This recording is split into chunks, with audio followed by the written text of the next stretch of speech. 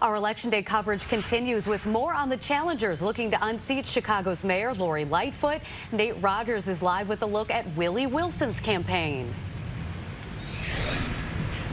That's right, I'm Nate Rogers on the city's north side, and despite what recent polls may suggest, Dr. Willie Wilson believes there will not be a runoff, and if there is, he says he will be one of the front runners. Dr. Wilson greeted supporters here at the Montrose Food Mart and Deli along Urban Park Road about an hour ago. It was his third stop of the day. If elected, Wilson says his top priorities include curbing crime, empowering police to do their jobs. He'd open more trade schools and lower property taxes. Now, throughout his campaign, Wilson has donated more than $5 million in food, cash, and gas card giveaways to residents. His opponents have called the gifts unethical. Although recent polls do not show Wilson in the lead, the self-made multi-millionaire philanthropist and gospel recording artist is pretty optimistic about today's election results.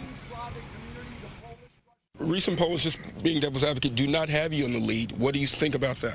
I think that poll is I had one word for that, and I think that the polls are met. I believe that's garbage, you know, pure garbage.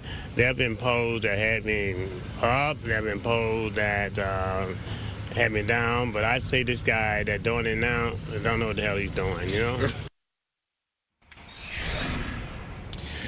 And of course, this is Dr. Wilson's third time running for the mayor of the city of Chicago. He also had unsuccessful bids running for U.S. Senate and for president. Dr. Wilson's final stops today will include greeting residents outside of a Blue Line CTA bus station. He also plans to greet supporters at a local library. On the city's north side, Nate Rogers, Fox 32, Chicago.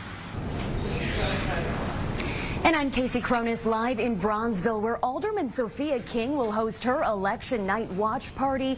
King will be joined by supporters at Bronzeville Winery after spending the day making a final push to secure votes. The 4th Ward Alderman visited the city's iconic Manny's Deli this afternoon, an election day tradition. There she grabbed lunch and greeted voters before meeting with Chicagoans outside of Walter Payton College Prep and Ruben Salazar Bilingual Center in Old Town.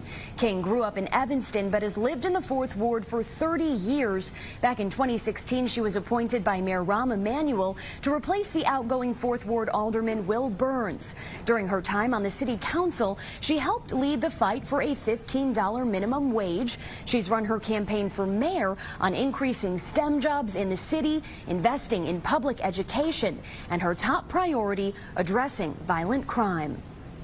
Safety. Safety is the biggest issue that's facing our city. I think it's the biggest challenge that's holding us back really now from being a world-class city.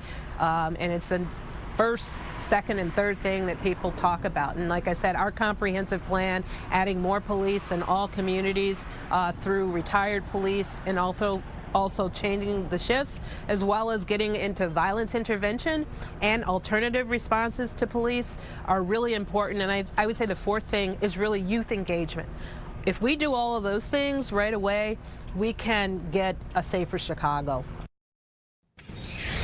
The doors to Bronzeville Winery will open at 6 p.m. Reservations are required. King will be joined by her family, including her 2 young granddaughters who are visiting from Dallas. Reporting live in Bronzeville, Casey Cronus, Fox 32, Chicago. And after years of battles with teachers and police unions, a large pool of candidates are seeking to stop Mayor Lori Lightfoot from getting a second term. And that includes the youngest candidate, Jamal Green. He was spotted outside his home polling district in Beverly this morning. For nearly a decade, Green has made a name for himself as a community activist. And one of his biggest campaign platforms is banning the boot and seizure of vehicles for unpaid tickets. Illinois State Representative Cam Buckner wants to shift focus to youth initiatives as his approach to public safety. Buckner's House district partially overlaps with Alderwoman King's 4th Ward, which could hurt both of these candidates at the polls. And the 9th candidate on your ballot is Roderick Sawyer. He's giving up his 6th Ward City Council seat in hopes of being a part of a mayoral dynasty. His father, Eugene Sawyer, served as mayor from 1987 to 1989.